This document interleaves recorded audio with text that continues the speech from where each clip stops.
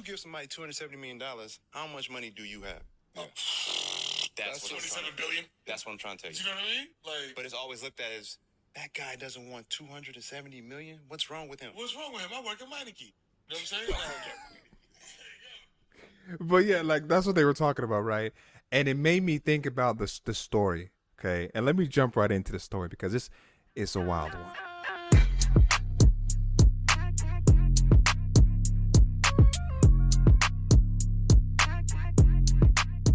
Welcome back to the You Only One podcast. Woo, do I got a story for y'all today? Okay, listen, let me get right into it.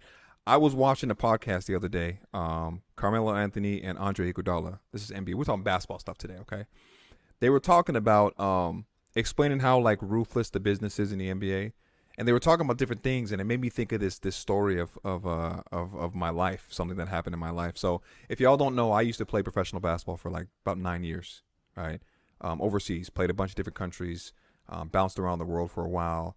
It was amazing. Don't get me wrong, it was amazing. But there is this one story that I will never forget. I will never forget this story. But they were talking about on the podcast about like, you know, the interaction between like NBA players and fans and the front offices and how when you start negotiating, just things just change, right? They love you until they don't love you anymore, right? I have this saying I always say to my wife sometimes. I always say, what they love you for is also what they're going to hate you for. It is what it is, right? So I will play a little bit of it, and then we'll kind of get into my story, and I'll tell you all, you know, the interesting part of it. But this is where Andre Iguodala is talking about like what happens when you start negotiating and things like that. So that's like your interactions become that with people you work with the fans. The minute you start negotiating, you go from being the best liked person to now the narratives just burning jerseys kicks in. And nobody knows what the fuck is going on. Public enemy number one. I used to joke with the coach and the GM of one of my teams. They my guys too. They would be like, "Hey Andre, like you're not one of the guys that cares about money. Like you handle your business well, and you're doing well off the court. Do you need?" I'm looking like, wait, what? And then what happens when both of their contracts expire? Mm-hmm. Both of them got the max. The coach and the GM. Mm-hmm. Like I thought we didn't care about.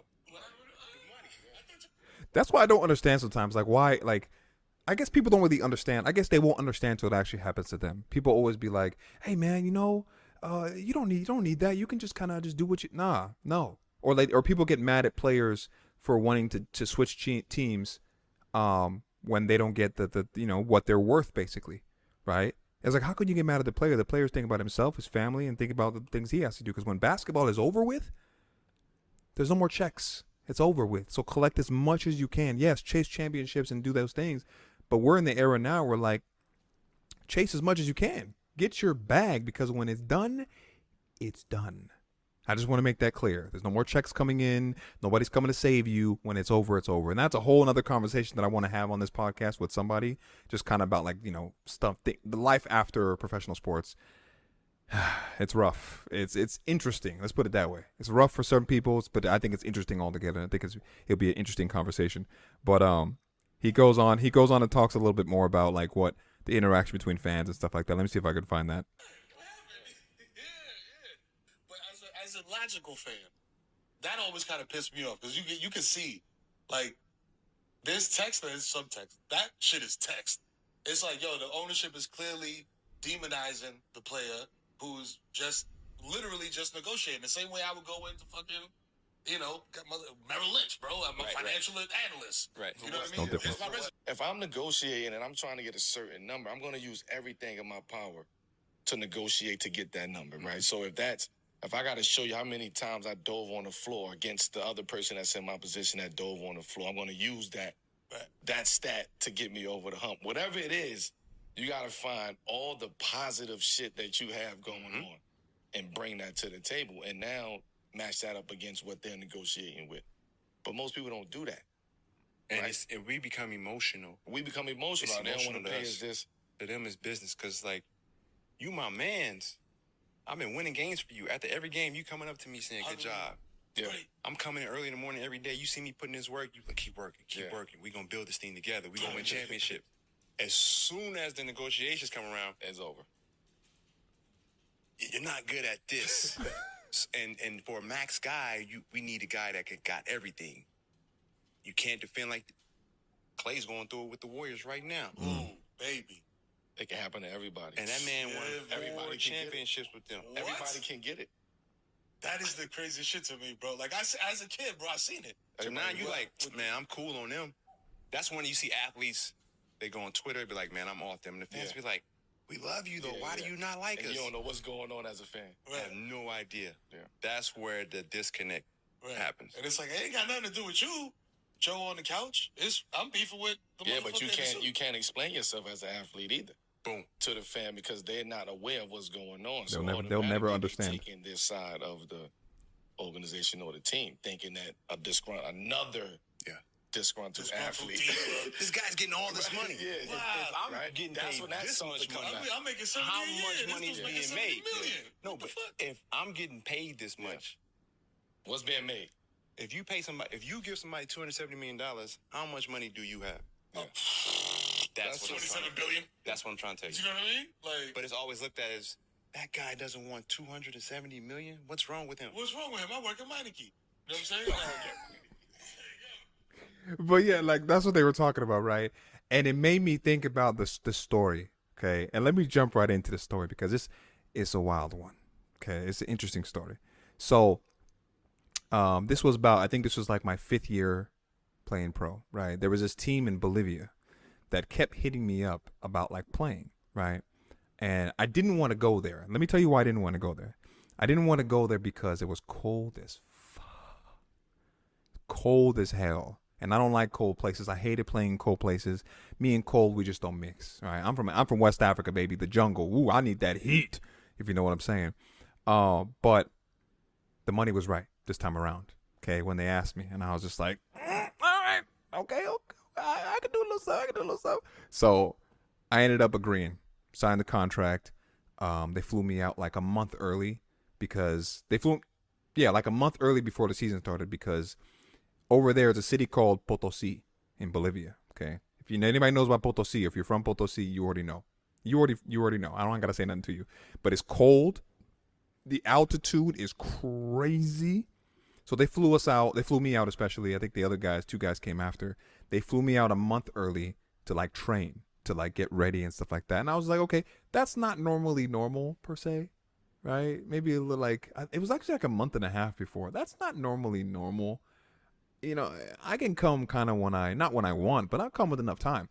So, but I agreed. I was like, all right, cool. You know, because that's kind of player I was. I was like, all right, if the team needs this from me, I'll do that for the team. And that's kind of what like Andre Iguodala was talking there. It's like, you'll do all these things for the team. And then when it comes to negotiate or comes to a situation, they forget all that stuff. And they're like, But flew out there. I got there, started training. Ooh, let me tell you how bad the altitude was. I would be sleeping in the middle of the night, just knocked out. And I would wake up like, couldn't breathe. Couldn't breathe. It was nothing I had ever felt before, right? But I got accustomed to it for the most part. And whatever, right? The other 2 guys get there. I'm happy to see them too because I'm like, oh, I got 2 big guys. One guy's like a 7-footer, another guy's like 6'8", 6'9", and I know the guy that's 6'8", 6'9". I know him enough. I played against him before. I knew he was good. I was like, all right, cool. The other guy, I think he played in the NBA a while back, and he's from Brazil. Right, he was good. They were both good. I was like, oh hell yeah, we got a squad. That's what I was happy about. Right, they get there, we're training, everything is going well. For the most part, things are going well. Right. The season starts. Game number 1. We go out there. We end up losing game 1. Okay. This is the first game of the season. It's not that serious to lose game 1. It's okay. It's fine. The team wasn't liking it because they have this history of winning or whatever the case may be, whatever, right? So we lost game 1. I'm thinking like, okay, cool. Lose game 1. That doesn't mean you can't win the championship. You lose games from time to time. That's how it is. You want us to go what? 31 for 31, 40 for 40? Come on. Like let's be honest here, right? So we lose the first game. The team kind of has a fit. They call a team meeting the next day. A team meeting. And it's just the foreigners, just me and the other 2 guys. right? The locals, they're fine. They're solidified, whatever. They call us into the office, right? And I'm walking in there like, do. Why? Because I had a decent game. I had about like 20 points, 4 or 5 assists, about like 5 rebounds. Decent game for game one. It's okay. It's cool. The other dudes had like, one guy had like 7 points. Another motherfucker had like 4 points. And I assisted on one of the points he had. So I'm like, I don't know, whatever they're going to say, I'm probably fine. And boy, was I wrong. I walk in there. The GM, the owner, and they're all sitting in the office, right? And I'm talking to them. We're all talking. And then they start talking about how like, hey guys, we lost that first game. This is not normal for us. We are a winning organization, yada, yada, yada, yada, yada, yada. They start going down the line. They go to the first guy. Hey, man, yada, yada, yada, what he can work on, whatever the case may be. They go to the next guy. Blah, blah, blah, blah, what he can work on, whatever the case may be. They get to me. Okay? They get to me. Hold on, let me pause for a second. All right, so they get to me. Okay? I remember this like it was yesterday. I remember the feeling I felt. And I was pissed. Okay, they get to me. And the GM is like, Gio, you're a good player. You're this, that, and the third. Whatever the case may be. And I was like, okay. What are we talking about? And he was like, listen, because we lost that first game, one of the sponsors pulled out. And we don't have enough money to pay all of you. I said, what's that got to do with me? I said, hold on, time out. What does that have to do with me? We already signed a contract. So what are you saying? And they were like, unfortunately, we're going to have to send you home. I said, what? And right then and there, I was like, first of all, I had 20-some points. I had 20 points exactly. I had 20 points, 5 rebounds, 5 assists. If you're going to send somebody home, you got to send one of these guys home. That doesn't make any sense to me, right? And I wasn't trying to like downgrade the other guys. They understood. They knew they didn't play well. It's all good, right? And they weren't even that mad at the moment. And so I thought the plot's about to thicken. So I'm like, no, this isn't okay. You know, why am I going home? Whatever the case may be. You guys wanted me to come out here so bad. What the hell? So I kind of pled my case. They all started chiming in and were like, hey, it is what it is, Gio. I'm sorry. And I was like, you know what? Whatever. Because how I know about contracts is you're sending me home about something that has nothing to do with me. It's not like I didn't perform well. I performed fine. Off of one game. If that's what you want to judge it off, then shit, I was an all-star. You know what I'm saying? So I was like, I shrugged my shoulders and I said, whatever. Just send me home and pay me my money because you got to pay me my money. You're sending me home something that's not my fault. Pay me my money. That's what you got to do. I left there, went back to the hotel, chilling in the hotel. 1 day goes by. 2 days go by. 3 days go by. I hear nothing. Radio silence. Nothing from the team. And I was like, what in the world is going on? So I called my agent and I was like, something's up. I don't know what's up, but something's up. And my agent was like, okay, well, what we need to do is get you a lawyer in Bolivia. I said, a Bolivian lawyer? And they were like, yeah. And I was like, all right, I guess. So ended up finding like this lawyer. And they were like, and the lawyer came to the hotel, started talking about everything. And there's these labor laws in Bolivia that they have to follow through and all this stuff like that. So went through that whole ordeal with the lawyer, talked to them. She left. And she was like, I got you. I'm going to represent you. Don't worry. The next day, the team shows up. The team's like, you got a lawyer? I said, hell yeah. Hell yeah, I got a lawyer. Of course I got a lawyer. You guys ain't contacted me in 3 days. I'm just sitting in this hotel rotting, basically. I'm not going to practice because if I'm not on the team, I'm not going to practice. You told me I'm going home? I'm not going to practice. I'm going to chill in this hotel. I'm going to eat this free food. I'm going to get this free AC. And I'm going to chill. Because you sending me home. So like, you got a lawyer? I was like, yeah. And They were like, "Yo, there's no need for all of that. Like, we're gonna take care of you." Da da da. And I was like, "Okay, then do so." All I'm hearing is lip service. If you're gonna do that, then do so, right? And I'm saying this respectfully. I'm not being mean. I'm saying this respectfully. For the moment. Later on, I wasn't so respectful, and rightfully so, by the way. Wait till you hear the end of the story. So they leave. Some time goes by. They lawyer up, and I'm like, I knew it. So they lawyered up, and now we're going through this legal battle in the middle of the season, right? They're still playing, going through this legal battle with the team. I'm in the hotel. I end up staying in that hotel for 2 months. 2 months trying to battle this, right? Because they were like, they now refuse to send me home. They didn't want to send me home, but they had an obligation to pay for where I live, pay for my meals, all that stuff. So I was like, you know what? I ain't got nothing to do. I can't go nowhere. I can't even go to another team in the same league because they have this stipulation, this rule. Once you play one game, you can't transfer to another team. Crazy, right? Leagues in other countries were already going on, so I couldn't just leave and go play. So I said, you know what? Vacation. In a sense, it was like a stressful vacation in a sense, right? Because I was dealing with the whole thing with the lawyers and stuff like that. But I ended up staying in the hotel for 2 months because I'm petty like that, and I said I'm gonna get my money. I'm going to get my money.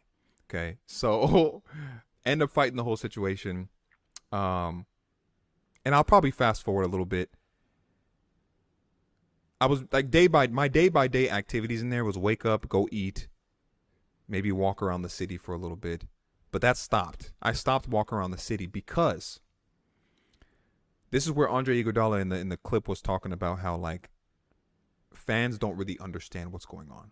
They don't really get what's going on. They think that they only hear what the team hears. They're not going to believe the players or the player that has an issue with the team, because over there, that team, Pichincha, they're very, very, very, very like they're like Boston fans. They're like Laker fans, like that, bro. It's like ride or die type stuff. It's like, if you're not rocking with us, you need to DIE type stuff. It's kind of wild. It's kind of crazy if you ask me. But I stopped going out. I would just I would just go get my food and come back to the hotel, and it was like that for probably like a full month. I didn't do anything because I was like, I don't want to go outside and something happened to me because these people are crazy. They're not everybody, just the people that were gung ho about the team. They're a little cuckoo for Cocoa Puffs, if you ask me. But what was crazy is this: the team must have sent out something. They must have put out some like memo or something, basically talking crap about me, right? Saying that I was this, I was that, I was this, I was that, I was money hungry, I was all this stuff, right? So the fans, a lot of the fans on the team started going online and making these memes and posts, and all this crazy stuff, basically like saying wild allegations about me that I'm like, none of this is true. I don't know where y'all are getting this from. None of this is true. If you all only knew the actual story, if you only knew the true story of what's going on here, yeah. But my lawyer was like, don't talk, don't say anything, don't try to defend yourself. It's just, don't do it. And I was like, all right, I'll listen. I didn't do anything. I didn't do anything for a little bit, right? They started making memes. I'll put one right here somewhere. I'll put the meme. This is one of the memes they made. I was trying to find the other picture of the meme. The other one was like, the other one I was in, like, they put like these like a raccoon eyes on me, basically saying like I was trying to rob the team of money or something like that. I'm like, what the fuck? I'm like, y'all don't even know what's going on. Craziness, right? So every time I would go out, people would like, when I did decide to go out to eat and stuff like that, people would like talk shit to me on the streets and all this stuff like that. So I ended up probably about like the last 10 days, 15 days I was there, I never left the hotel. I would just have room service come give me food, and that was it. I would just stay there. I lost a lot of weight because I was stressed. You know what I'm saying? Because I got to a point where I was like, I want to go home, but I'm going to ride this out. But I want to go home, but I'm going to get my money. But I want to go home because I'm tired, right? I'm tired of being here. I'm tired of being in this country. I'm tired of being in a place where I'm not wanted. It sucks. It'll do something to the mental. Trust me. So anyways, long story short, come to find out, the whole reason that they were doing this and decided to send me home was not because I played bad. That was already established. Here's what it was. Jealous teammates. Jealous teammates. And the owners and GMs decided to take up with with my teammates versus me. Okay? I'll give you a couple incidents. There was one incident, right? Because I have Kobe mentality. I have that mentality, like where it's like, hey, bust your ass, do work, like go hard, no matter what type stuff. That's my mentality, right? And there's people that aren't like that. And the people that aren't like that, me and y'all don't get along. I don't get along with lazy people. I just don't. So there was one incident in practice. One of the locals, okay, he was not practicing well. This is before our first game, when we were practicing before the first game. He wasn't practicing well. He wasn't. He was just going through the motions, just playing like trash. And he was supposed to be one of the starters. And I'm like, bro. And I remember I went up to him, like, hey man, if you don't want to practice, bro, just go home. Like if you don't want to practice and give your full effort, go home. He ain't like that shit. We argued in practice about it. He ain't like that. He ain't like that. Come to find out, that player that I got into it with, I found out later through the grapevines that player, his parents, was also one of the funders of the team. They were funding the team as well. And I said, huh? Is that, can they even do that? Apparently they could over there. I don't know. It's weird. But come to find out, his parents were on the board or like funding the team. And I was like, that makes sense. Because if he doesn't like how I spoke to him, or if he doesn't like the fact that I was pushing him, or he doesn't like that, and now he wants me off the team, that makes sense. Okay? That was one incident. Here's incident number 2. One of the foreigners that I thought we were cool with. I thought I was cool with these dudes. Nah. I thought I was, because I thought we got this connection. Like, hey, me and him were from America. The other guy's from Brazil, but we're foreigners to the country. They brought us in the hoop. We have this like camaraderie, this connection of like, yeah, we're not, you know what I'm saying? They're not like us. We're not from here type stuff. So I thought. One of the dudes, I'm not going to say no names in this. They know who they are. If you watching this, you know who you are, motherfucker. One of the dudes had an issue with me and decided to go around the teammate's back. He's all cool with me to my face. Like, oh, yeah, Gio, what's up, blah, blah, blah. Decided to go behind my back and talk to the GMs and the owners about me, right? This dude told the GMs and the owners that I had made him feel uncomfortable because I had a friend. So I had this friend that had came to see our practice, and I knew her from previous years of playing, right? I knew her. We were cool. He didn't know that I knew her until she came to practice and was like, oh, Gio, I didn't know you were here, other stuff like that. And we like, we were like saying what's up. We talked for a little bit. We were cool with each other. This dude had an issue with her being there and me being cool with her. Why? Because this dude had an issue with her. And I ain't know that. He ain't express it to me. He ain't say it to me. He ain't talk to me. I had no idea he had an issue with old girl. Apparently, they had dated. Maybe the previous season or something like that. They had dated. And it went south. It went south. And I ain't know this. But come to find out, she ended up telling me the story about what happened with them. Here's what happened with this dude. Crazy. This dude borrowed money from her last season, which is crazy, by the way. You're a foreign player coming to a foreign country and you're making buku dollars, more than what the locals are making in that country, and you're borrowing money from her? Make that make sense. Make that make sense. And then when she asks for her money back, you say you're not going to pay her back. And she had to threaten to call the police and immigration because you're in her country.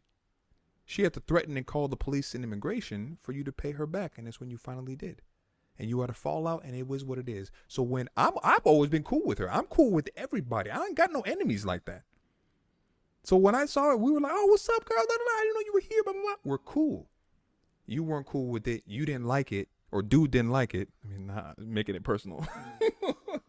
Dude didn't like it. Went behind my back, went and talked to Jim, and made up some story about some weird story, right? The GMs believed him for whatever reason. I don't know. I'm thinking like maybe these GMs and owners didn't even like me to begin with. Who knows? So that was instance number 2. When all this stuff was going on, the other foreigner the other foreigner started taking sides with the other dude. I'm like, damn, this is crazy, bro. It's crazy, but I also partly understand. It's crazy because, like, damn, I thought we were cool, y'all. But I get it because nobody wants to lose their job. They got families. Dude had a kid. They both had kids. I ain't had no kids. They both had kids. I get it. Nobody wants to lose their job. But, like, bro, not to stick up for your teammate, to me, is insane. You're going to stick up with upper management, with the GMs and stuff like that, and the owners. You're going to stick up with them when at any moment in time, if once shit goes sour, you could be next. I didn't understand that. I still this day, I will never understand that. Right? So he started taking up with them, started talking crap to me. He's like, Gio, why don't you he sent me a message one day. He was like, Gio, just go home. You're making this more difficult, blah, blah, blah. I was like this. I was like, first of all, Twitter fingers, motherfucker. I said, first of all, don't write me if you're not going to support me, don't write me. You're playing in the season. Just go do your thing. Stop playing with me. You wouldn't leave me alone. I had a conversation one day with the owners. They came to the hotel because they were going to try to kick me out of the hotel. They tried. My lawyer came by and was like, hell no, are y'all crazy? Like, you guys are crazy. You can't kick him out of the hotel. Unless you're going to send him home, you have an obligation to take care of all of his expenses in this country because you brought him here. My lawyer was top tier until she wasn't. That's a whole other story. What's it called? So they came by the hotel. We ended up having a conversation that day. This is like one of the first conversations we had since like the very beginning that I had with the owners and GM. Started talking to them, and they were like, this is when they finally, because I told them, I was like, hey, what is going on, yo? This is like the weirdest thing ever. Like, why y'all treating me like this? I don't get it. Why y'all treating me like I'm this like piece of crap of a person? Like I did something to y'all? Like, I don't get it. They finally came forward, and this is how I found out everything. They told me. They finally came forward, and they were like, well, you were having issues with the teammates on the team and such and such. I said, what issues? I said, what are y'all talking about? What issues? I don't have an issue with anybody. That's when they told me all the stuff. And I was just like, this is crazy. I said, why didn't y'all just come to me and talk to me? Why wouldn't y'all come to me and talk to me?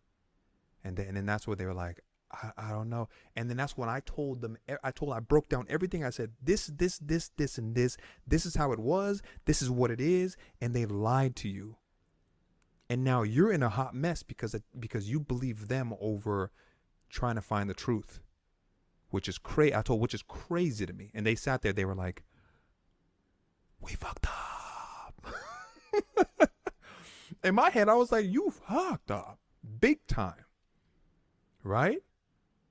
And then I was like, listen, I don't care what y'all got to say about what you got to say. And this is where I kind of flipped. I was like, y'all are pieces of shit. Y'all are pieces of crap. Send me home. I want to go home. Send me home. Give me my money. I want to go home. 2 days later, they called me into the office, to the lawyer's office, because they met up with the lawyer. Called me to the lawyer's office. We had a mediation. We had mediation that day. And they were like, listen, we're going through some financial struggles right now. This is what we can pay you and send you home. I looked at it and I said, no. I said, no. You're going to pay me what you're supposed to pay me, and then you're going to send me home. And they're like, Gio, come on, man, just give us a break. I said, listen, give these nuts a break. Give these nuts a break. How about that? Hell no. So I said, and my lawyer, they got out of the room. I talked to my lawyer, and my lawyer was like, Gio, this is what we can do. Take that money right now. It's a good some amount of money. It's not the whole thing. Take that money right now and go home. And don't worry, I'm going to fight for you here, such and such and such. And I said, that's what my emotion was kicking in. Like I was emotional at that point because I was like, bro, I want to go home, dog. I want to go home. So I was like, all right, we're going to take that and we're going to make sure they sign something that they're going to pay me the rest at a certain date, a certain time. My lawyer agreed. We signed the paperwork. They paid me some of the money. And then I went home. They finally sent me home. Okay. There's so much more in the story that I'm kind of going glazing over, but ended up going home, and my lawyer called me as soon as I got home and they said, okay, we're still fighting. Every month she would like give me updates.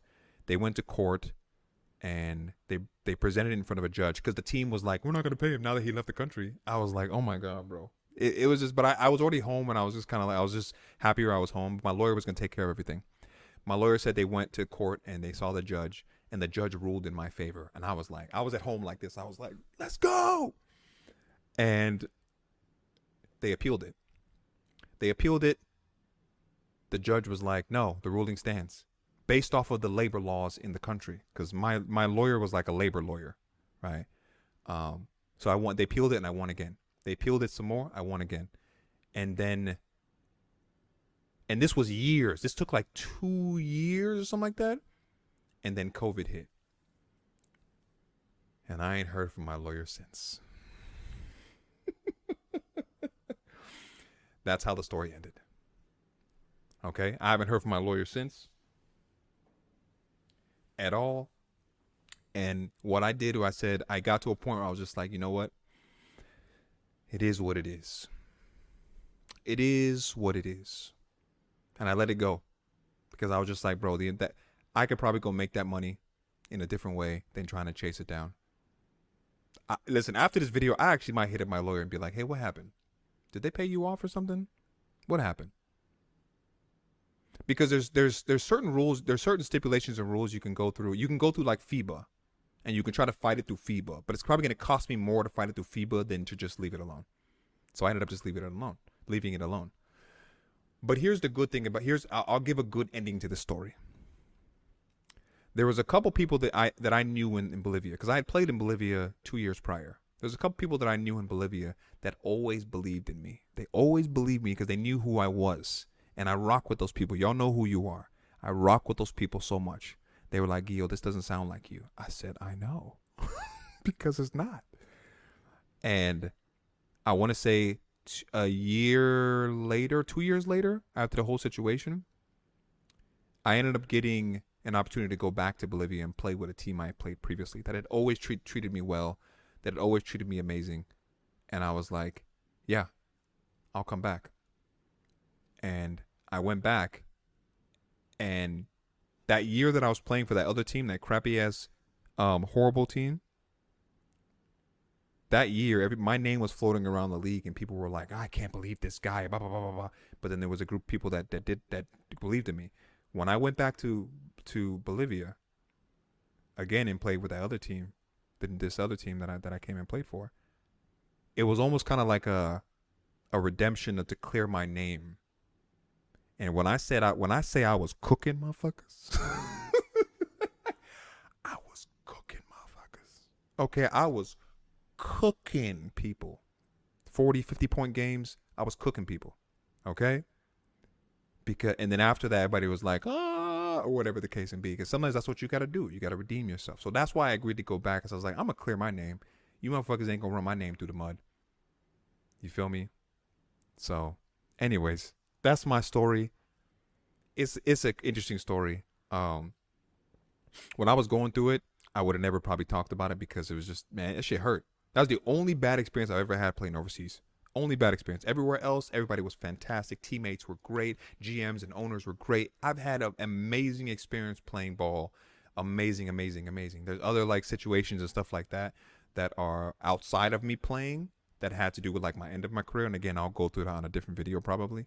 But yeah, I've had an amazing career. It's just that one team. And it's FU to this day. It's FU to this day. I'll never go back there. I'm retired now. I'm done. But I won't even go there to visit. I won't even go there on vacation. I mean, who the hell? Anyways, thank you for listening to my story. That's just what I want to talk about today. I didn't have a guest for today's episode, so I was just like, let me get on here and just talk about my experience and stuff like that. Because that Andre Iguodala and Carmelo Anthony podcast episode was really, really good. Y'all should go listen to it. I'll put it over here or over here somewhere. Yeah, so it's a long episode. That's a long story. But anyways, I hope you enjoyed the story. I hope you enjoyed my pain. I hope you had some good laughs with it too. I can laugh about it now because it's over with. But yeah, I'll catch you on the next episode. And peace.